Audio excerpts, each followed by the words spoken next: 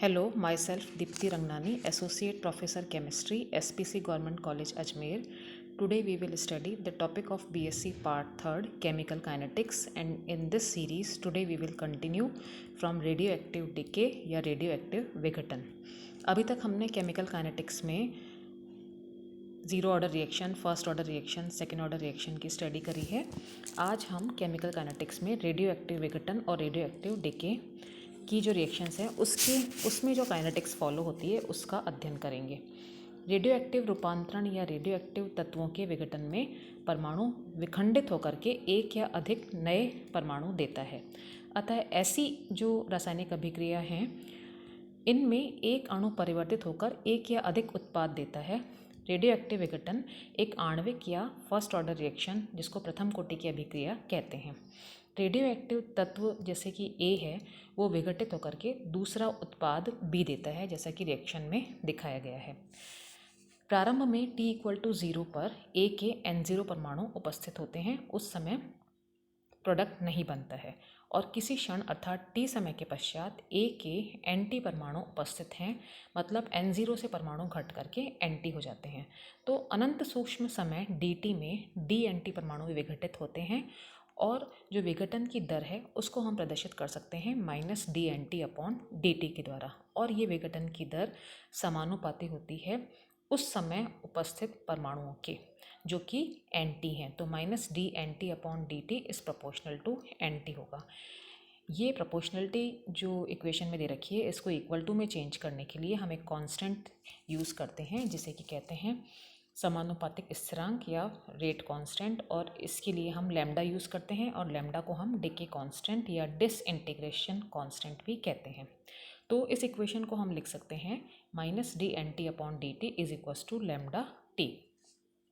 चूँकि यह एक डिफरेंशियल रेट इक्वेशन है रेडियो एक्टिव विघटन के लिए, अब इंटीग्रेटेड रेट इक्वेशन में कन्वर्ट करने के लिए इसका दोनों तरफ समाकलन करते हैं। दोनों तरफ समाकलन करने पर हमें इक्वेशन प्राप्त होती है -log Nt is equals to lambda T plus C.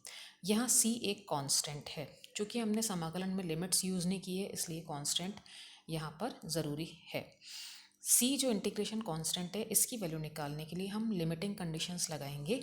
Limiting conditions में टाइम t=0 पर हमें पता है Nt is equals to N0 होता है, अतः यह सब्स्टिट्यूट करने पर C की जो वैल्यू है वो हमें प्राप्त होगी -log N0।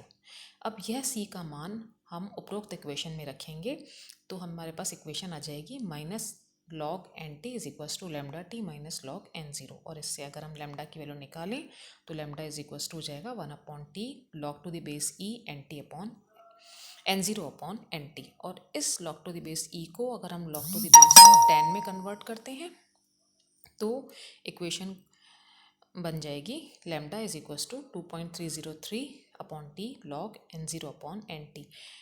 और इसको अगर हम एक्सपोनेंशियल इक्वेशन में लिखना चाहें तो हम लिख सकते हैं Nt is equals to N0 e की पावर माइनस लैम्डा टी। अब हम इस रेडियो एक्टिव विघटन में, रेडियो एक्टिव डिके में हाफ लाइफ की स्टडी करेंगे। हाफ लाइफ क्या है? हाफ लाइफ वह समय है जिसमें कि कोई भी रेडियो एक्टिव तत्व अपनी प्रारंभिक मात्रा का आधा विघटित हो जाता है। यदि रेडियो एक्टिव विघटन की हाफ लाइफ t½ है तो रेडियो एक्टिव तत्व जो कि दूसरा उत्पाद बी देता है उसके लिए अगर हम t½ निकालते हैं तो t½ में हमें Nt की वैल्यू N0/2 डालनी पड़ेगी।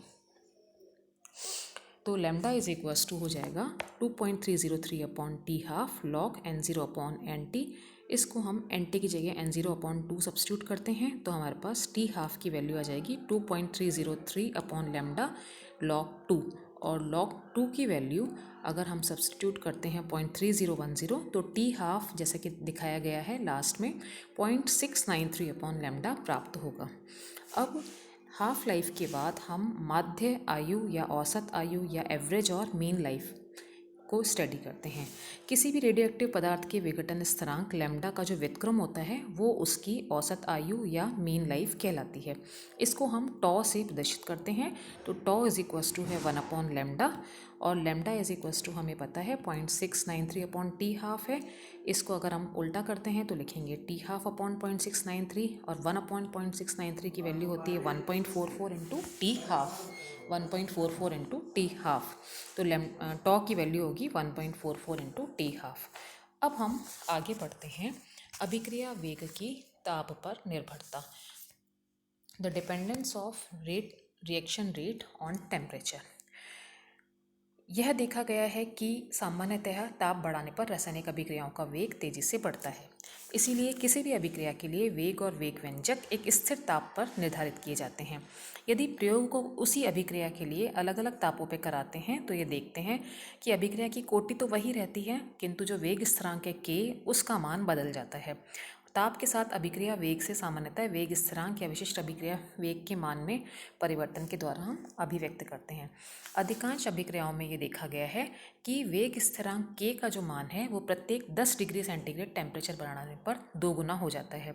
यदि T डिग्री सेंटीग्रेड पर KT और T+10 डिग्री सेंटीग्रेड पर KT+10 हो तो दोनों का जो रेशियो होगा KT+10/KT इज इक्वस टू 2 और 3, मतलब प्रति 10 डिग्री सेंटीग्रेड के अंतर पर वेग स्थिरांकों का जो अनुपात है वो ताप गुणांक कहलाता है। यह 2 या 3 के बीच में होता है।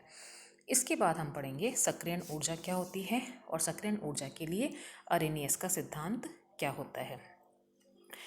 अभिक्रिया के वेग नियतांक की ताप पर निर्भरता जो है वो सर्वप्रथम वॉन हॉफ ने दी, जिसका कि अरेनियस ने विस्तार किया। अरेनियस के अनुसार एक सामान्य उत्क्रमणीय अभिक्रिया जैसा कि दिखाई गई है, A+B गिव्स C+D, यह एक उत्क्रमणीय अभिक्रिया है। जो फॉरवर्ड रेट रिएक्शन है उसमें रेट कांस्टेंट K1 है और जो बैकवर्ड रिएक्शन है उसमें रेट कांस्टेंट K2 है। यह साम्य स्थापित करती है, अतः अग्र अभिक्रिया की जो दर है वो पश्च अभिक्रिया की दर के बराबर होती और साम्य में K1 A+B A into B is equals to K2 concentration of C into concentration of D के बराबर होगा।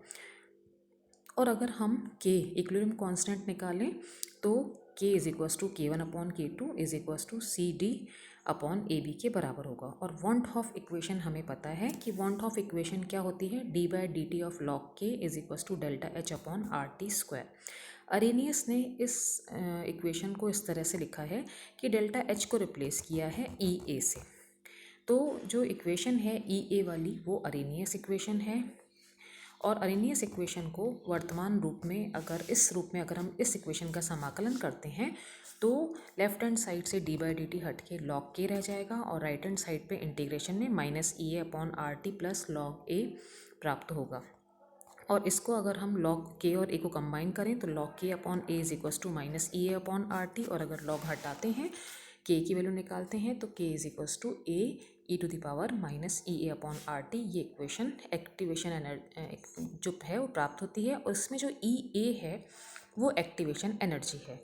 एक्टिवेशन एनर्जी या सक्रियण ऊर्जा अतिरिक्त ऊर्जा की वह न्यूनतम मात्रा है जो कि सामान्य अणु के रासायनिक अभिक्रिया में भाग लेने हेतु आवश्यक है। और यहाँ पर A एक कांस्टेंट है जिसे कि प्री एक्सपोनेंशियल फैक्टर कहते हैं। और यह अरेनियस जो इक्वेशन है K इक्वल टू Ae⁻−EA/RT, ये अरेनियस इक्वेशन का वर्तमान स्वरूप है। तो अरेनियस ने निम्नलिखित संकल्पनाओं के आधार पर यह इक्वेशन व्युत्पन्न की। कौन कौन सी संकल्पनाएं थी? अभिक्रिया में उपस्थित सभी अणु अभिक्रिया में भाग नहीं लेते हैं। अभिक्रियाओं में केवल वही अणु भाग लेते हैं जिनकी ऊर्जा सक्रियण ऊर्जा के बराबर हो या उससे अधिक हो, जिन्हें कि हम एक्टिव मॉलिक्यूल्स कहते हैं। सक्रिय अणु जो है अभिक्रिया के अन्य अणुओं की तुलना में अधिक ऊर्जा रखते हैं। दूसरा, सक्रियण अणु सक्रियण ऊर्जा की प्राप्ति के लिए अणुओं की परस्पर टक्करों से प्राप्त करते हैं।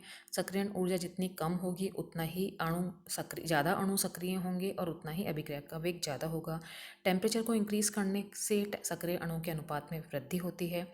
अभिकारकों के सामान्य अणुओं और सक्रिय अणुओं के मध्य एक साम्य स्थापित होता है।